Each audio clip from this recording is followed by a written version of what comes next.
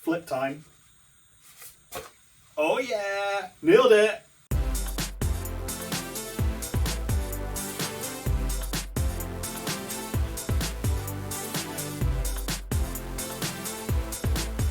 Nailed it! Konnichiwa! Watashi wa Mille desu.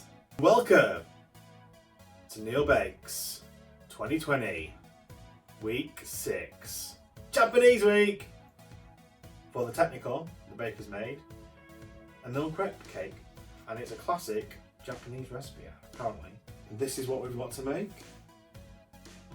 and it's got matcha powder in it. A lot of pancakes stacked on top of each other with matcha powder in it and Swiss meringue buttercream filling. Okay, my ingredients are here. I have got milk, caster sugar, unsalted butter, 5 eggs, plain flour, corn flour, baking powder, mighty matcha powder, double cream, white chocolate, some fine salt, vanilla extract, strawberries, a selection of fruits, freeze-dried raspberry pieces, desiccated coconut, and flowers for decoration. So, without further ado, anata no maku ni seto shi yako. Okay, we've divided some ingredients up for the batter, and let's make the batter. Gently heat the milk and sugar over a low heat for 2 to 3 minutes, stirring until the sugar dissolves and the milk is warm. Beat the eggs, and that's step 1. Beat the eggs in a mixing bowl. Using a balloon whisk, slowly add the warm milk, whisking continuously, add the melted butter and mix until combined. And then we'll put in all the dry ingredients. So 400 millilitres of milk in here, 45 grams of caster sugar in there,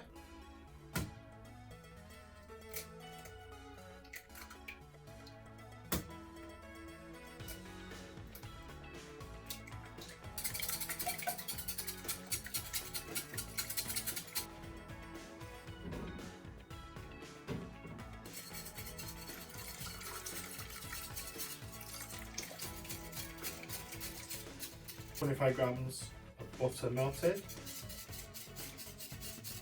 Step 3. Sift together the flour, corn flour, baking powder and matcha powder over the egg mixture and whisk until completely smooth. Pass to a sieve into a clean jug and then we'll chill it for 30 minutes. So we've got 125 grams of flour, plain flour, 15 grams of corn flour, half a teaspoon of baking powder, 15 grams matcha powder. This is very expensive.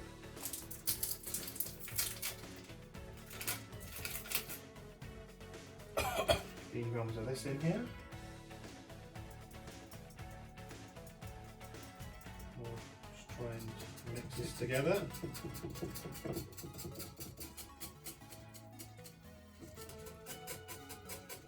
Okay, I've got this as smooth as I can. There's still bits of green in it, but should be alright. We're going to pass this through a sieve and then we will let it rest.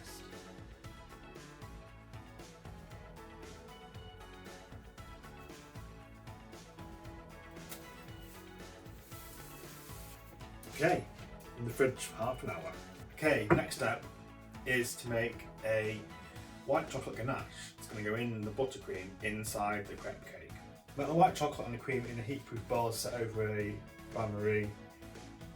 Stir until smooth and remove from the heat. Leave to cool to room temperature. 150 grams of white chocolate. 75 millilitres of double cream.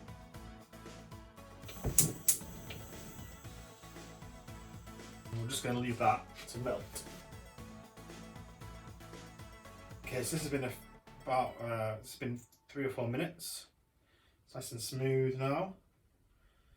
And we're going to leave this to cool to room temperature so we can fold it into our meringue mix later on.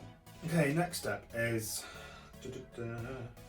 place egg whites and sugar in a separate heat-proof bowl over bain-marie. Whisk continuously until it reaches 71 degrees Celsius. It says transfer the mix to a stand mixer and whisk for 5 to 7 minutes until you have a stiff, glossy meringue. Although to be honest, I'll probably just do it in this bowl with a hand mixer. And when you're making meringue, you need to make sure there's absolutely no egg yolk in or fat in at all, otherwise it just won't whisk up to proper egg whites.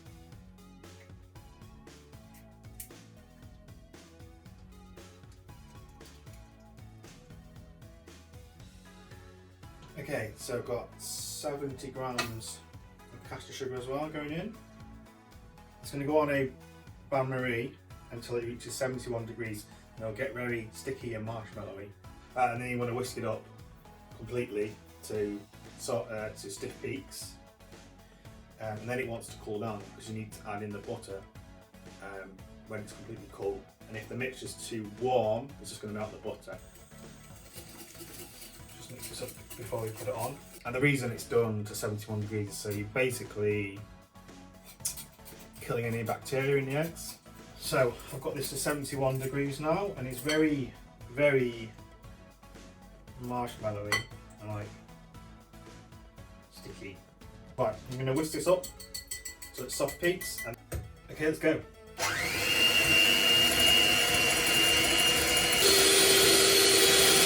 Okay, so I've been whisking this for about 20 minutes. Probably, in hindsight, this should have been done in a stand mixer because it's taken forever. It's not too bad. They stay upright when I do it, but they're not from bigger bits. But that'll do. It's about as much as I need to do. It's not going to be used for anything apart from spreading on. So, a teaspoon of vanilla and half a teaspoon of salt. What we need to get. Okay, so I've got some softened butter here. So I'm going to go into this bowl. We're just going to mix it together. I'm just going to whisk this together until it's light and fluffy.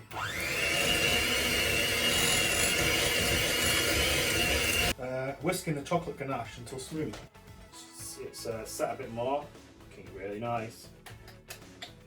This is going to be nice. Oh my days, this is looking good. Look at this. Woohoo! A third of it in, so I don't know. Actually one of this, but just a third. Yeah, I'll whisk it until it's gently in, then we're going to fold the rest in. Okay, so we're gently going to fold this in with a copper spoon. So it's all incorporated.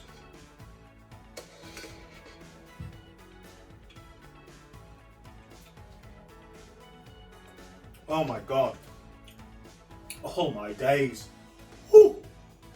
That is a thing of beauty. Oh my god. Heaven in a bowl. That is amazing. Oh my god. If you only make one thing this year, make this buttercream. Right, I'm going to cover this over before we make the crepes. We need to slice these strawberries. So, using a mandolin or a very sharp knife, we're using a mandolin, easier. Cut the strawberries into wafer thin slices and place them on kitchen paper. It's just smushing it into paste. Yeah, that's not going to work. What? How would a mandolin work? Ridiculous. Okay, I guess we're cutting them up.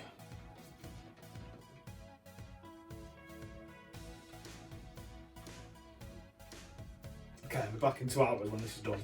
Okay, so I managed to slice this many strawberries. I've got some more in the bowl in case I need some more, but I'm going to leave those to kind of dry off a bit. And now it's time to make the crepes. Okay, so this has been chilling for about, I'd say an hour now. But now it's time to make the crepes. So I managed to get this crepe pan. I'm not sure what it says on here. Chauffeur a glacier à peau, verse un fin couche de pâte, étale la pâte rapidement, décolle les bords, faire sortir la crêpe. Over medium heat, lightly brush with sunflower oil, then remove any excess. Pour just enough batter to lightly cover the base of the pan and cook over medium heat for 1.5 to 2 minutes until the edges begin to crisp. Loosen with a spatula, flip over and cook the other side for 30 seconds. That much, we'll see how much we can get in this. We need a bit more than that then. Let's cover this up.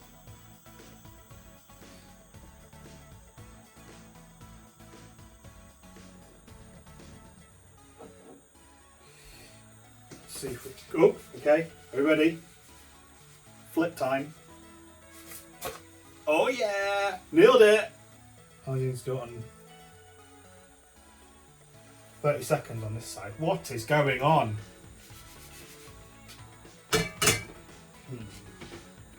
Okay, time to make smaller crepes, because this one is going to go on the top, surrounding all the rest of them.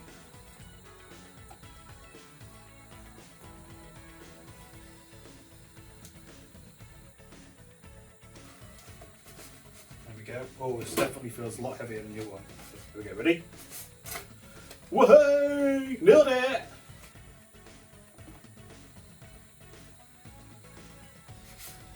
Way! I'm a great tosser! Okay, so I've made my crepes. Just about managed to get 12 altogether, not the 14 that was needed. Some of them at the start were a bit too thick. I mean, this one was very thick I did at the start. Using a 20cm plate as a guide, trimmed the 11 smaller pancakes so they're all the same size. Here, look at that massive stack of crepes. Whoa. Okay, it's time to put this together. So, I've cut out 2 rectangles on baking paper so that I can easily lift it into my bowl when I need to. Put the largest crepe on the bottom. So this is going to be my top, so I'm not sure which side we want. Probably this side on top. So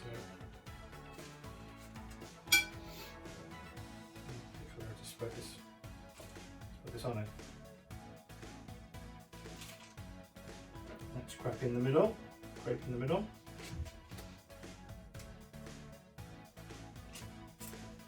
Just spreading all the way out. And it says another crepe on, and then do exactly the same.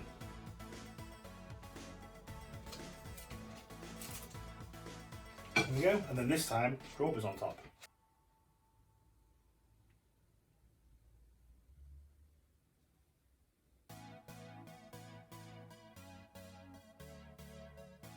Okay, so we're just going to carry on with this. Every second layer is going to have strawberries on. Until we've built up a nice mountain of strawberry crepes with buttercream. Okay, the last layer going on. This is the thickest layer. It's like double the amount of everyone else's. But anyway, it's going to go on.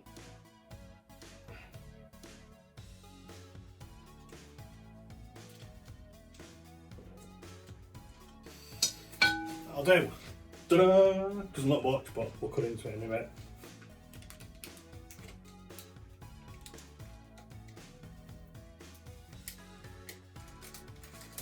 Now I need to kind of wrap this up to scrunch up the cling film.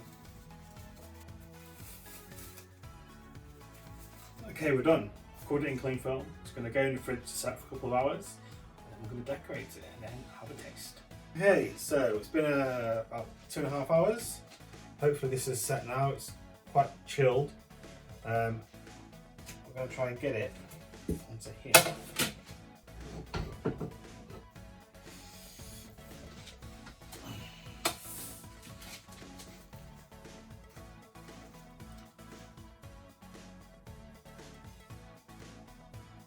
Cover up all these blemishes that we don't want to see.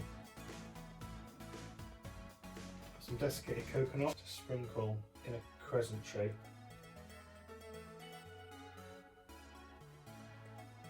We've got mango and strawberry as well.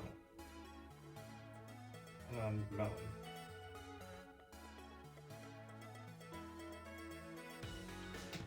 freeze-dried raspberries.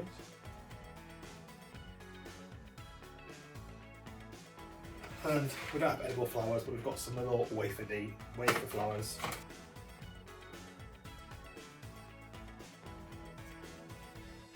There we go, done.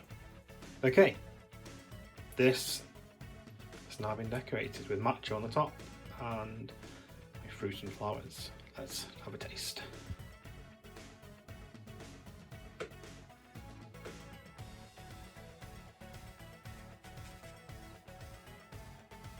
Oh, look at that. Layers. Look how good that is. Oh. Almost seems wrong to cut into it and eat it, but we're going to. Okay. Oh, it's a very strange taste. The matcha is very, very bitter, especially from the top powder layer. But then you get the sweetness from the meringue buttercream, the white chocolate buttercream, which is really sweet, and nice tartness as well with the strawberries in it. I think it tastes a lot nicer if there wasn't that powder, if it wasn't the dusting of matcha on the top. Because I think the top powder dusting just overpowered it. I guess matcha is one of those flavours where either you love it or you hate it, like Marmite. Overall, presentation wise, looked pretty good, pretty impressive, and it's quite easy to make actually. But the actual process is quite easy. Just make some pancakes, make a filling, and stack them on top of each other. Taste wise, buttercream. As I said again, if you only make one thing this year, make this buttercream. Japanese week. Nailed it. I will see you next week. Sayonara!